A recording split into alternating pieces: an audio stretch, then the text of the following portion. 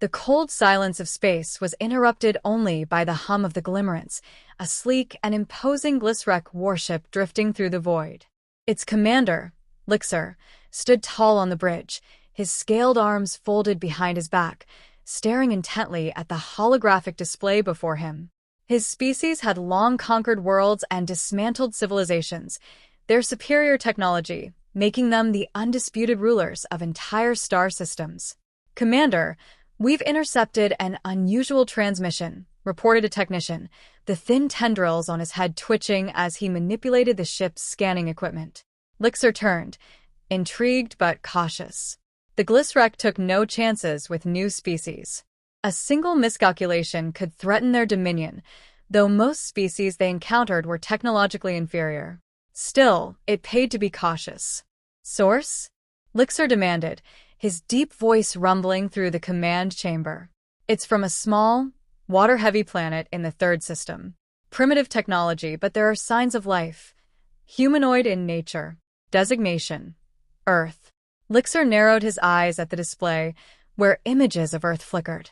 The inhabitants were not yet spacefaring, but had built rudimentary machines capable of sending signals. The Glycerec had seen this before, species on the brink of cosmic awareness. This stage always presented a crossroads, assimilation or annihilation. "Send a reconnaissance team. Bring back one of their kind for study. I want to know what we're dealing with." Ethan Wells awoke with a start, his surroundings unfamiliar and cold. His last memory was of driving home from a weekend getaway, but now he was lying on a hard, metallic table under bright, sterile lights. Panic surged through him as he tried to move, but heavy restraints pinned his arms and legs down. What the hell?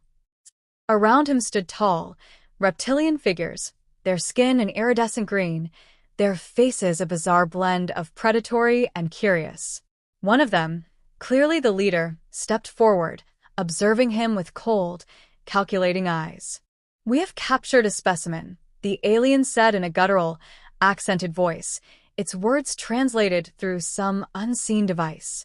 "You are human, correct?" Ethan blinked, his mind racing. "What? Who? What are you?" The leader, Lixer, regarded him as one might a particularly curious insect. "You are aboard the Glycerec warship Glimmerance. We intercepted signals from your planet. We wish to learn about your species before deciding your fate." Ethan strained against the restraints. "Let me go. You've got this all wrong." But the aliens weren't listening. Instead, they gestured toward his body, their slitted eyes narrowing at something between his legs. One of the scientists began muttering in their guttural language, their voices growing concerned. "What is that?" Lixer asked, his voice laced with suspicion. Ethan's stomach twisted in confusion. "What? What are you talking about?" Lixer leaned in, his expression unreadable. "That weapon. Between your legs. Is it some kind of biological technology? What is its purpose?" Ethan stared, wide-eyed, as the horrifying realization dawned on him. This was going to be a very, very long day. The misunderstanding. Ethan Wells couldn't believe what he was hearing.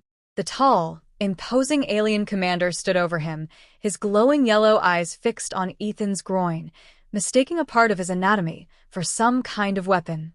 Ethan blinked, unsure whether to laugh or panic. "You think," Ethan stammered, shaking his head in disbelief. "You think that's a weapon?" The Glycerec leader, Lixer, straightened, clearly unamused by Ethan's reaction. "Do not play games with us, human. We are not fools. We have scanned your body, and that organic structure is highly unusual. No other known species carries such a feature. It fluctuates with energy readings. It's clearly designed for combat." Ethan felt heat rise to his face, a mix of embarrassment and frustration.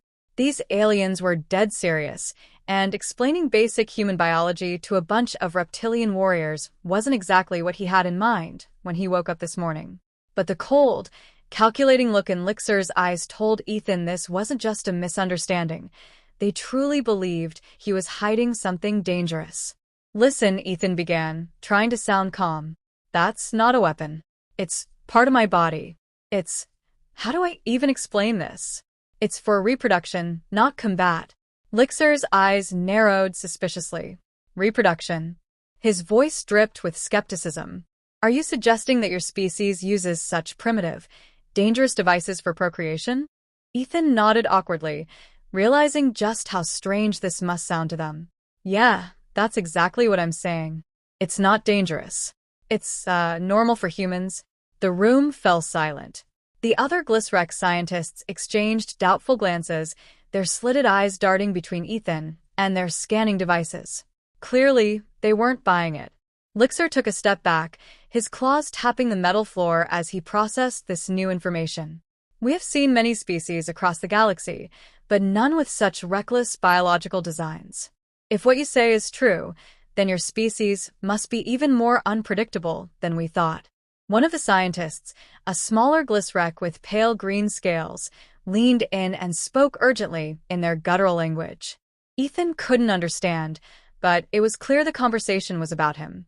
The scientist gestured to Ethan's groin, his voice rising in alarm, as if advocating for some kind of drastic action. Lixer raised a hand to silence the scientist, but his gaze remained fixed on Ethan. You claim this is part of your natural biology, but how can we be certain? It could be a dormant weapon, something that activates under stress or in combat. Ethan felt his heart race. He needed to de-escalate this fast.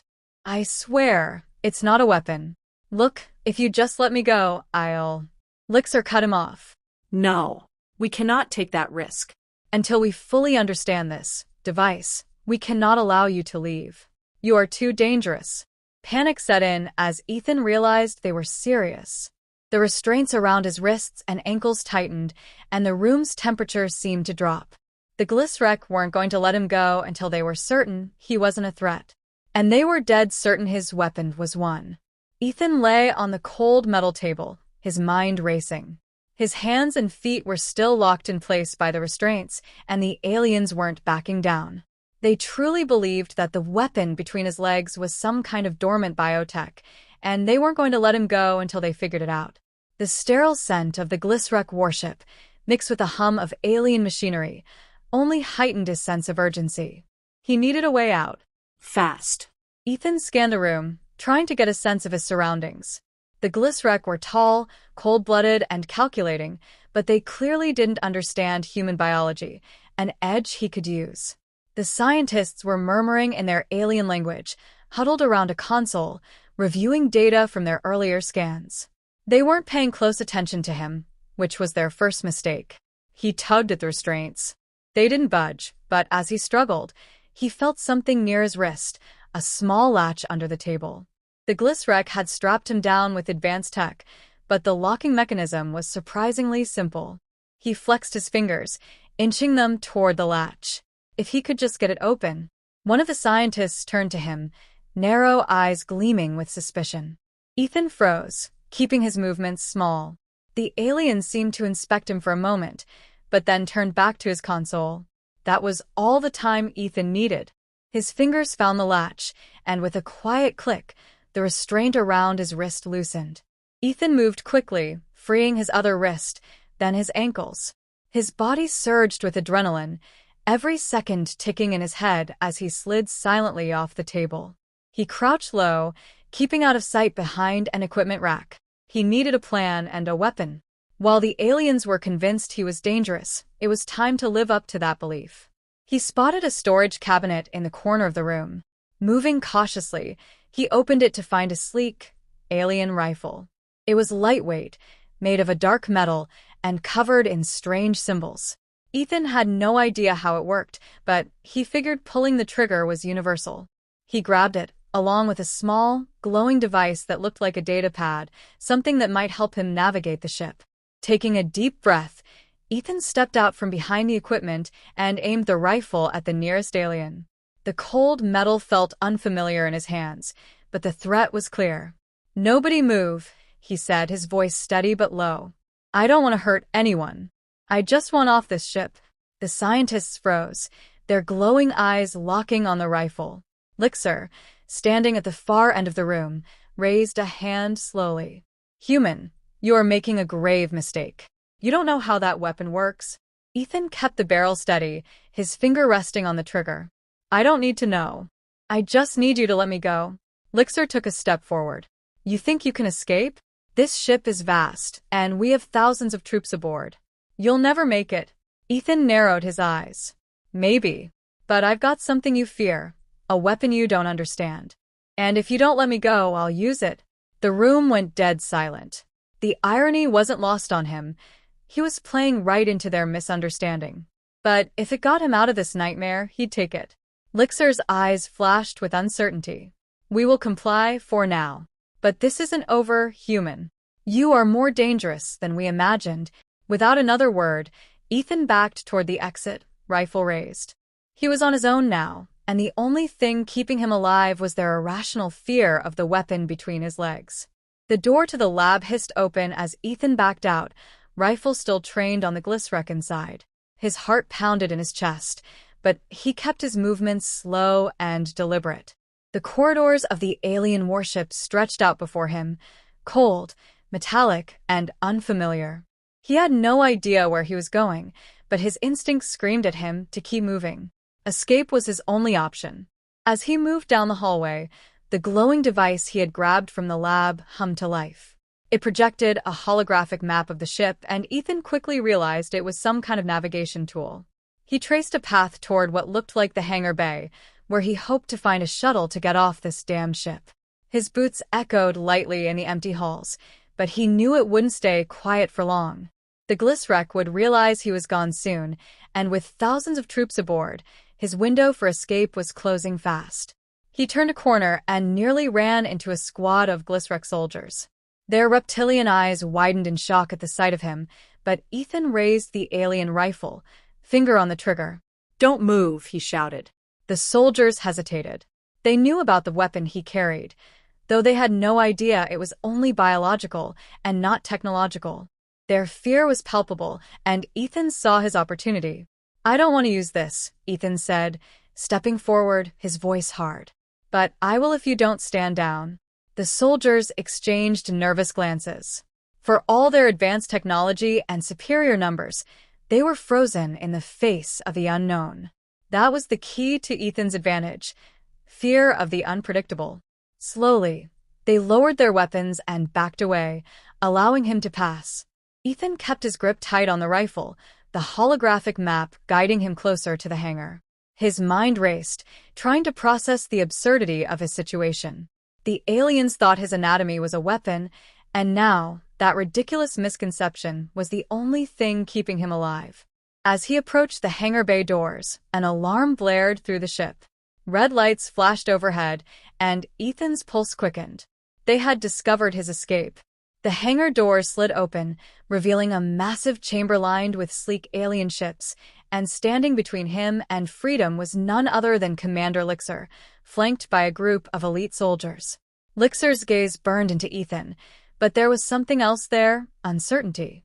You won't leave this ship, human, Lixer growled. Not with that weapon.